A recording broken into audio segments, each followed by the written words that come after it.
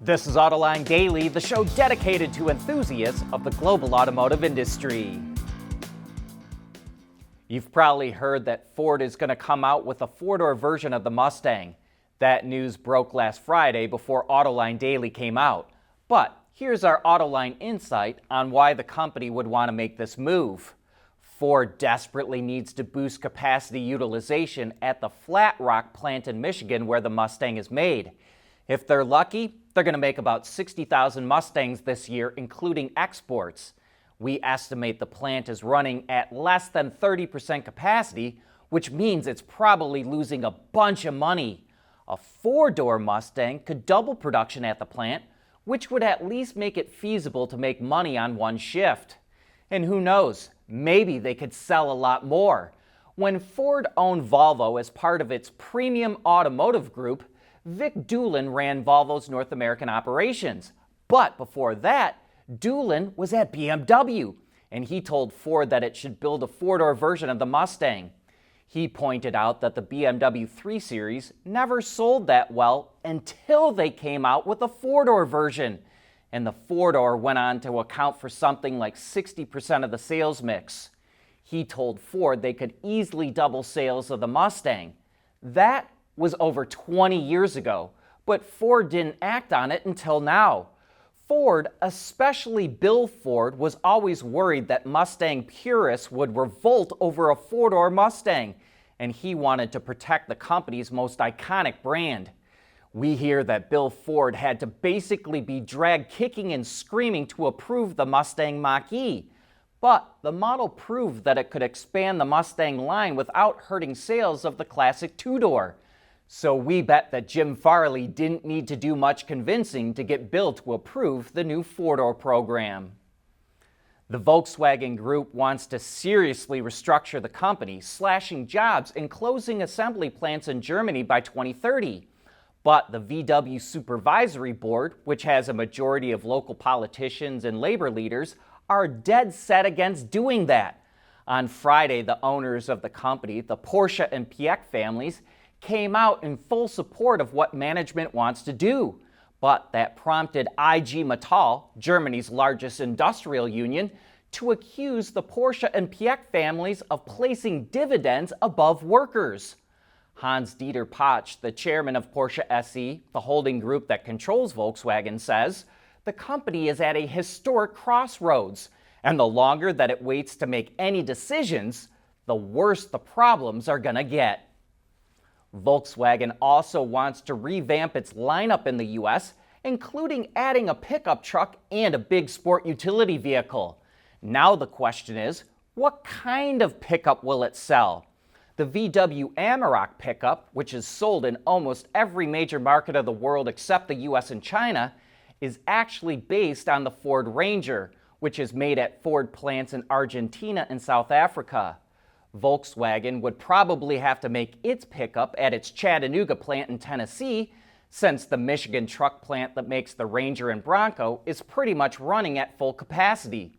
Or would VW look at getting a pickup version of the Scout, since we think the Scout plant that's getting built in South Carolina is going to have a lot of open capacity?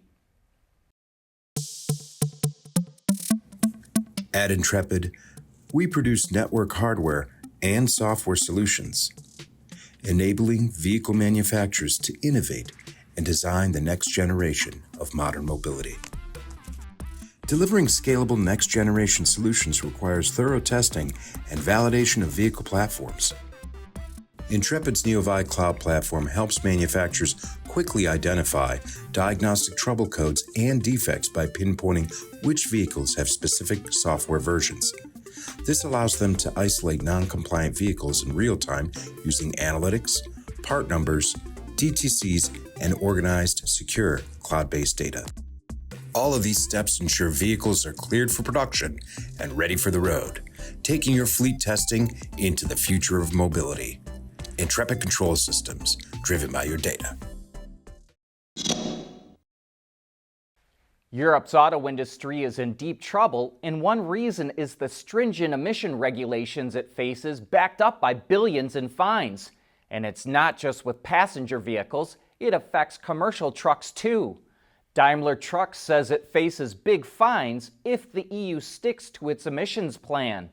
The company's CEO says it's on track to fall 10 to 15% short of the 2030 target, which would result in a fine of €1 billion. While the company has developed several zero-emission models, Daimler says it will fall short of the goals due to a lack of charging and the higher cost of those models. BEVs currently only account for 6% of the truck market in Europe. Maruti Suzuki, India's largest automaker, thinks its home market is going to grow by quite a bit. By the end of 2031, it expects passenger vehicle sales to reach 6.1 to 6.3 million units, which would be up from about 4.5 to 4.6 million last year. Those numbers are about even with Japan, which is currently the third largest automotive market in the world by country. But India could easily overtake it. Maruti Suzuki is even forecasting its own sales will increase from 2.4 million to 3.6 million by the end of 2031. That growth will be driven by recovering demand for small cars. Maruti said it had a backlog of 130,000 orders at the end of last year, as well as strong SUV sales. Just when the industry gets through one emergency, another one pops up. At the end of July, Toyota was forced to suspend production because of an earthquake, and just a day after it restarted production from that situation, Toyota suspended production at 9 plants in Japan due to a typhoon. But the good news for the automaker is it only had to halt production for a day, and no other automakers were impacted by the typhoon. Tesla is extending a warranty on Cybertrucks that came out years ago, which isn't very common in the auto industry. The company says it identified the power conversion system electronics, which combined the onboard charger and the DC to DC converter, did not meet reliability standards in pre-2026 Cybertrucks. Basically, owners would lose home charging functions.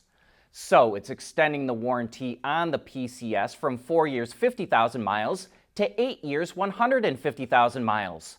However, Electric reports that some owners were forced to pay anywhere from $5,000 to $7,200 to get it fixed before Tesla rolled out a goodwill discount that brought the price down to $1,000, and it's only now that it's extending the warranty. Ford developed a whole new production system for the vehicles that will be built off its universal EV platform, where the major sections of the vehicle are manufactured on separate lines before being married together. Ford calls this part of the plant the Chapel of Love. The IP from trim and the chassis from body, including its new large castings, are both bonded and bolted together. One worker says they've been assembling Ford prototypes for 27 years and that nothing has gone together as easily as this. Another engineer says the company's choice to bring hardware and software development in-house is also slashing significant time from the platform's development. At one point, when all of the wiring harness and modules had been brought together into a test rig, the rear taillights weren't working. At Ford, this normally would have taken weeks or months working with suppliers and going through different departments within the company. But now that data can be provided right to the software engineer, who can work up a fix and send it right to the team. But that's a wrap for today's show. Thanks for tuning in.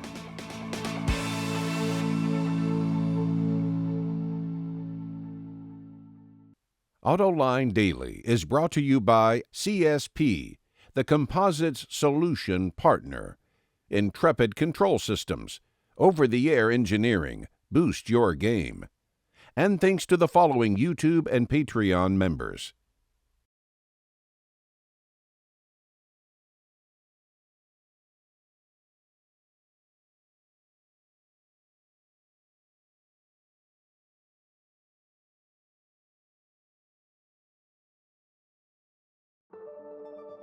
At CSP, we work with OEM engineers across the country on their journeys to lighter, safer, and more eco-friendly vehicles.